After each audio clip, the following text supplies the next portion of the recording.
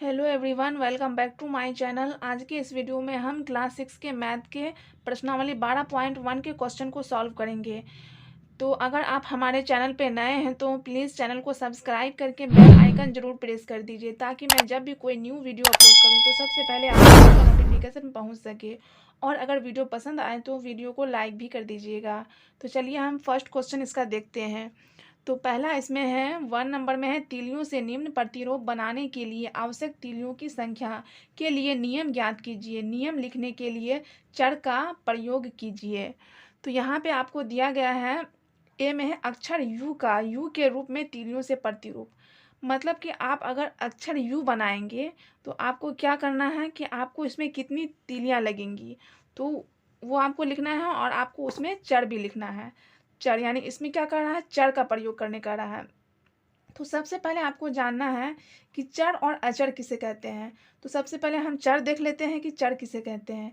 यानी कि चर उसे कहते हैं जिसके मान जो होता है वो बदलता रहता है, उसे हम चर कहते हैं। जैसे अगर आप इंग्लिश का अक्षर ले लें, इंग्लिश का वर्ड ले लें, जैसे ABCD या फिर XYZ कुछ भी ले लें, तो वो हमारा कहलाता है चर। ये आपको याद रखना है, A से Z तक कोई भी वर्ड आएगा तो वो चर कहलाएगा। और अचर जान लेते हैं जिसका मान स्थिर रहता है, मतलब कि जिसका मान बदलता नहीं है, उसे हम अचर कहते हैं। जैसे 1 से लेके 100 तक में कोई भी गिनती है उसको अचर की गिनती में आएगा। और चर में क्या आएगा, A से Z तक कुछ भी अगर हम ले लें। तो आई होप कि आपको चर और अचर समझ में आ गया होगा। तो चलिए अब हम इसे सॉल्व करते हैं।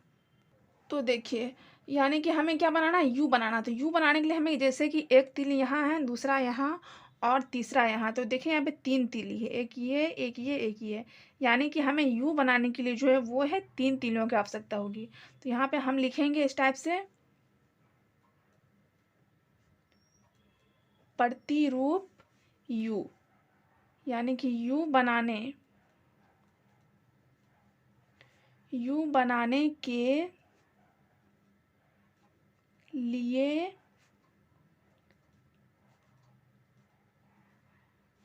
आवश्यक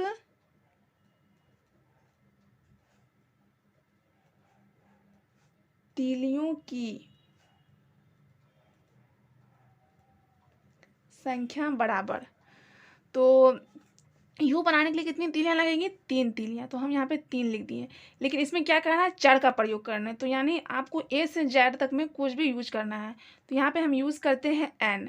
तो यहाँ पे हम लिख देंगे 3n। यानी कि प्रतिरूप यू बनाने के लिए आवश्यक तीलियों की संख्या हो जाएगी 3n। और हम n यहाँ पे क्यों लिखे हैं, देखिए जैसे कि आपको यहाँ पे एक तीली बनाने यानी कि एक यू बनाने के लिए आपको 3 तीलियों की आवश्यकता पड़ी है।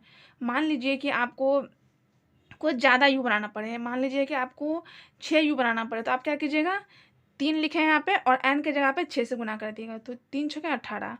इसीलिए यहाँ पे हम n लिखे, यानी कि आपको 3 से यानी कि ज़्यादा भी तीलियाँ बनाना पड़ सकता है। तो n का मान कुछ भी हो सकता है। n का मान हो सकता है, यहाँ पे हम लिखते हैं n बराबर 1 2 3, कुछ भी हो सकता है n का मान।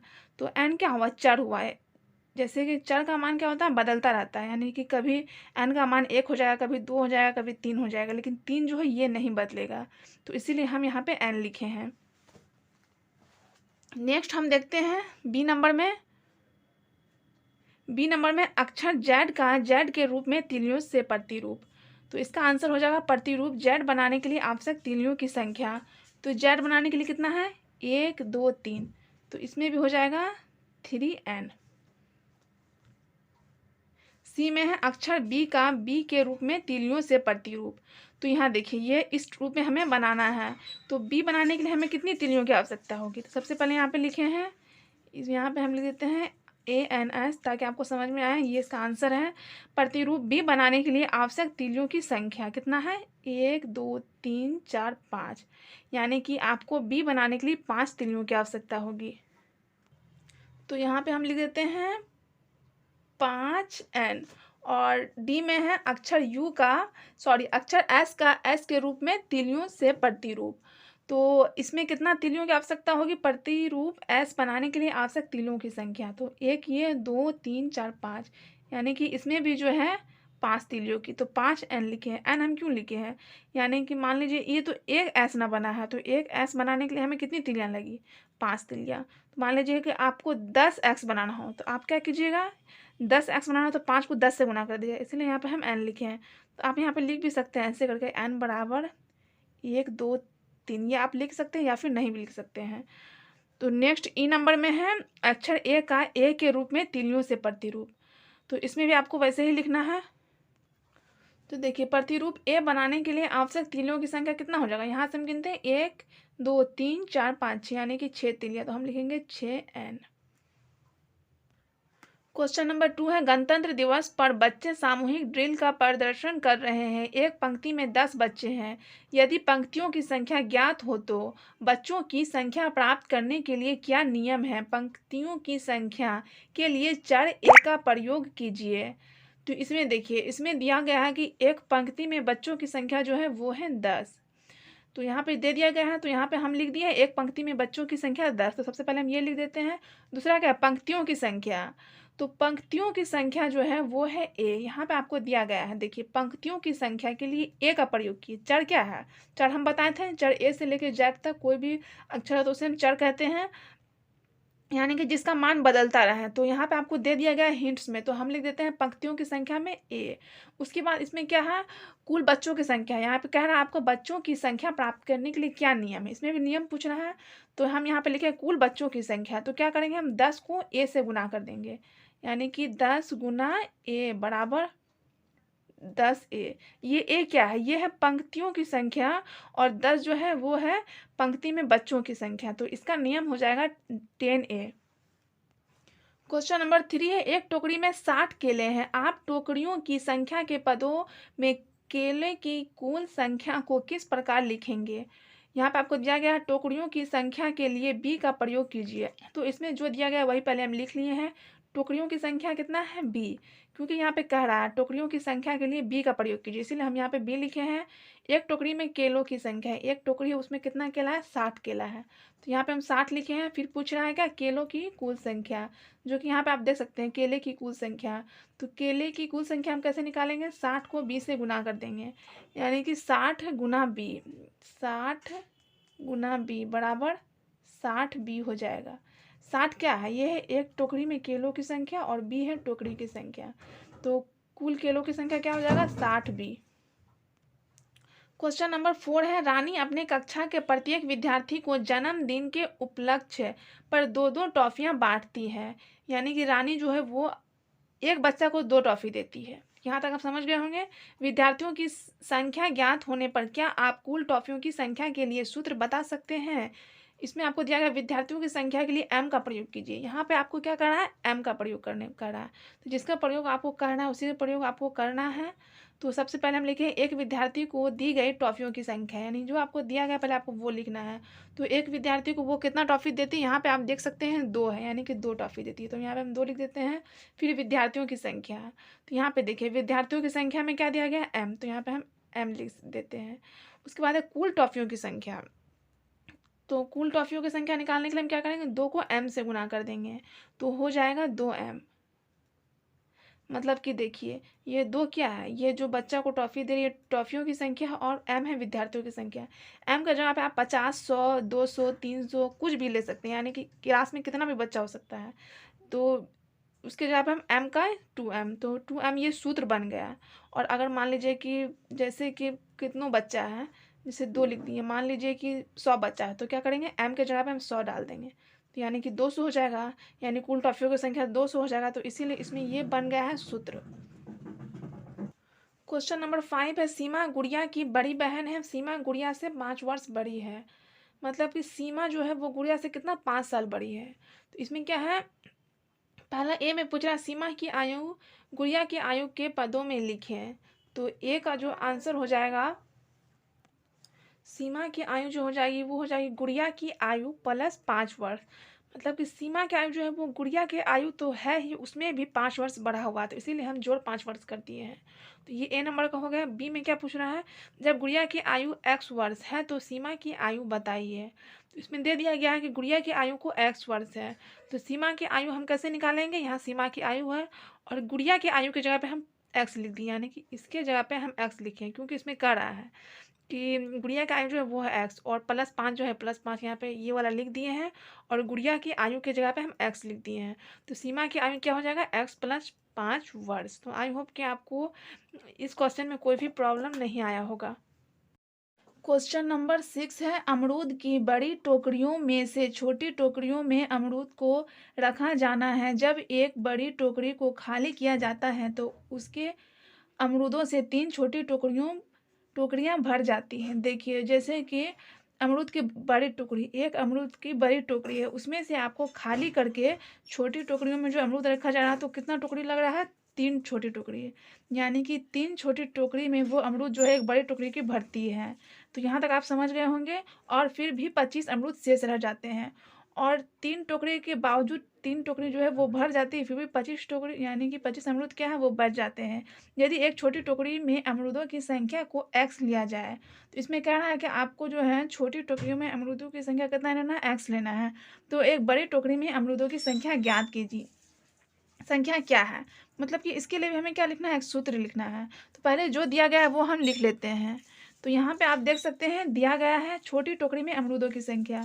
तो यहाँ पे देखिए, छोटी टोकरी में अमरूदों की संख्या कितना, x लेना है हमें। तो हम यहाँ पे लिख देते हैं x, क्योंकि जो इसमें दिया गया वही हम यहाँ पे लिख रहे हैं।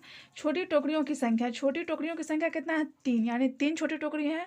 तो यहाँ पे हम क्या लिखेंगे, 3 लिखेंगे। एंड शेष बचे अमरूदों की संख्या, और अमरूद कितना बच गया है शेष, 25 अमरूद। तो यहाँ पे हम लिख देते हैं 25। तो इसलिए बड़ी टोकरी में अमरूदों की संख्या, तो अब हमें लिखना है कि बड़ी टोकरियों में अमरूदों की संख्या क्या होगी।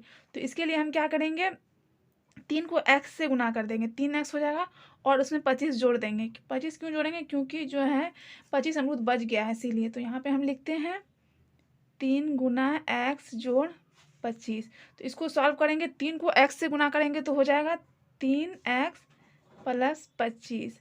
तो ये x क्या है, ये है अमरूदों की संख्या, और 3 है टोकरियों की संख्या। मान लीजिए कि इसके जगह पे बहुत सारे अमरूद हो सकते हैं, तो हम क्या करेंगे, 3 को उससे गुना कर देंगे। तो इसका सूत्र क्या हो जाएगा, 3x + 25।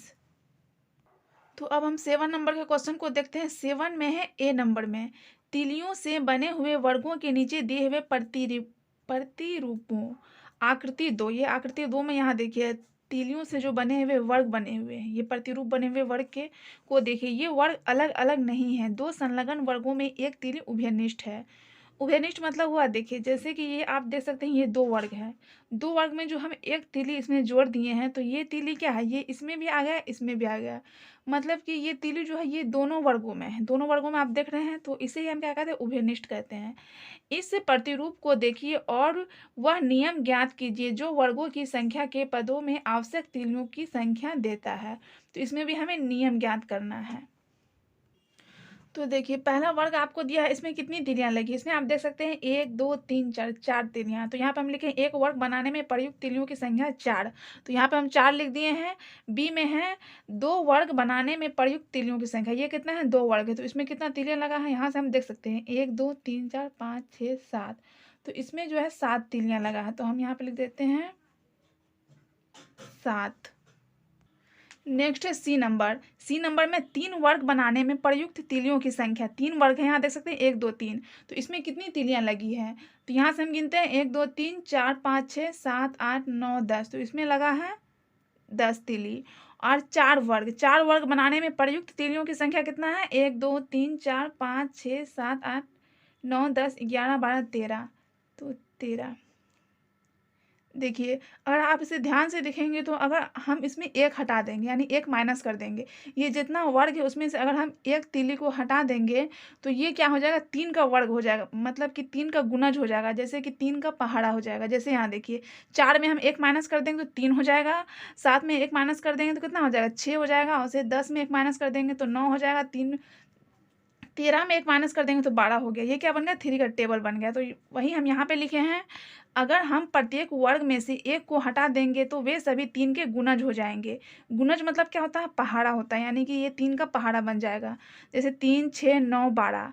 तो हम लिखे हैं इसलिए आवश्यक तीलियों की संख्या, आवश्यक तीलियों की संख्या क्या हो जाएगा, तो पहले तो हम ये लिखेंगे 3 और लिखेंगे x। 3x हम क्यों लिखे हैं, क्योंकि अगर हम इन सब में 1 माइनस कर दें तो वो 3 बन जाएगा, और x जो है वो हम वर्गों की संख्या माने हैं। यहाँ पे हम लिख दिए हैं x बराबर वर्गों की संख्या।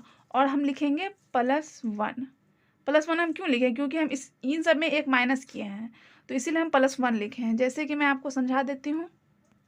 देखिए, जैसे कि एक वर्ग है, ये एक वर्ग है, तो इसमें कितना लगा है, इसमें 4 तीली लगा है। 4 तीली लगा, तो इसको हमको सूत्र के हिसाब से लिख सकते हैं। तो हम इसको कैसे लिखेंगे, इसको हम लिख सकते हैं 3 × 1, यानी कि एक तीली बनाने में कितना ये लगा है, यानी कि 3 लगा है, और जाके फिर इसमें हम कर देंगे +1। इसको हम इस टाइप से लिख सकते हैं, जैसे कि हम इसको लिखेंगे 3x + 1 के रूप में, जो कि हम सूत्र लिखे थे वही सूत्र के रूप में इसको लिखे हैं। तो 3 एकम 3, 1 4, मतलब कि 4 तीली लगा है, तो इसीलिए हम वहाँ पे 1 लिखे हैं। जैसे कि अगर आपको 2 वर्ग बनाना है, तो ये 2 वर्ग है, तो इसको भी हम कैसे करेंगे, वैसे ही कर देते हैं। इसको 3 गुना 2 वर्ग है तो 2 लिख देंगे प्लस, अब 3 दूना 6, 6 में कितना जोड़ेंगे कि 7 आ जाए, तो 1 जोड़ेंगे 7 हो जाएगा। यहाँ पे आप देख सकते हैं 1 2 3 4 5 6 7, तो इसीलिए हम सूत्र में जो लिखे हैं वो लिखे हैं 3x + 1। बी नंबर में तीलियों से बने त्रिभुजों का एक प्रतिरूप आकृति 3 दर्शा रही है। व्यापक नियम ज्ञात कीजिए जो त्रिभुजों की संख्या के पदों में आवश्यक तीलियों की संख्या देती है। तो चलिए इसे भी हम देखते हैं। तो यहाँ पे आप देख सकते हैं, यहाँ पे दिया गया है त्रिभुज, यानी तीलियों से त्रिभुज बनाया गया है। तो देखिए यहाँ भी एक त्रिभुज बनाने के लिए कितना तीलियाँ लगा है, 1 2 3, फिर बी बनाने के लिए कितना लगा, सी, वो उस टाइप से हमें लिख के, जैसे हम ए नंबर में बनाए हैं वैसे ही इसे भी बनाना है। तो देखिए बी नंबर का ए नंबर, ये एक त्रिभुज है, इसमें कितना तीली लगा, 3 तीली। तो यहाँ पे हम लिखें एक त्रिभुज बनाने में प्रयुक्त तीलियों की संख्या, यहाँ पे हो जाएगा 3। दूसरा में कितना लगा है, 1 2 3 4 5, 5 तीली। तो 2 त्रिभुज बनाने में प्रयुक्त तीलियों की संख्या हो जाएगा 5। ये त्रिभुज है, 2 त्रिभुज, यहाँ देख सकते हैं, एक ये है, दूसरा ये है। इसमें कितना त्रिभुज, 3 त्रिभुज, 1 2 3। तो 3 त्रिभुज बनाने में आवश्यक तीलियों की संख्या कितना होगा, या यहाँ पे आप प्रयुक्त भी लिख सकते हैं, 1 2 3 4 5 6 7, यानी कि इसमें लगेगा 7 तीली। और नेक्स्ट ये वाला है, इसमें 4 त्रिभुज है, तो इसमें देखते हैं 1 2 3 4 5 6 7 8 9। तो 4 त्रिभुज बनाने में प्रयुक्त तीलियों की संख्या हो जाएगा 9। तो इन सब को भी हम वैसे ही देखेंगे। अगर इन सब में हम एक एक माइनस कर दें, जैसे 3 में 1 माइनस कर दें तो 2 हो जाएगा, 5 में 1 4 हो जाएगा, 7 में 1 6 हो जाएगा, 9 में 1 8। तो ये सब क्या होगा, 2 का गुना, यानी कि 2 का पहाड़ा बन जाएगा। तो वही हम नीचे लिखे हैं। तो यहाँ पे हम लिखे हैं, अगर हम प्रत्येक त्रिभुज में से एक को हटा देंगे तो वे सभी 2 के गुणज हो जाएंगे। 2 के गुणज यानी 2 के टेबल, जैसे 2 4 6 8। तो उसके लिए भी हम वही लिखेंगे, आवश्यक तीलियों की संख्या। आवश्यक तीलियों की संख्या क्या हो जाएगा, पहले तो हम 2 लिखेंगे यहाँ पे 2, फिर लिखेंगे x। x जो है वो है त्रिभुजों की संख्या, 2x + 1। 1 हम क्यों लिखे, क्योंकि हम सब में से एक एक घटा है, तो इसीलिए हम यहाँ पे 1 लिख दिए हैं। तो 2x + 1 हो जाएगा। तो यहाँ पे हम लिख दिए x त्रिभुजों की संख्या। x क्या है, त्रिभुजों की संख्या है,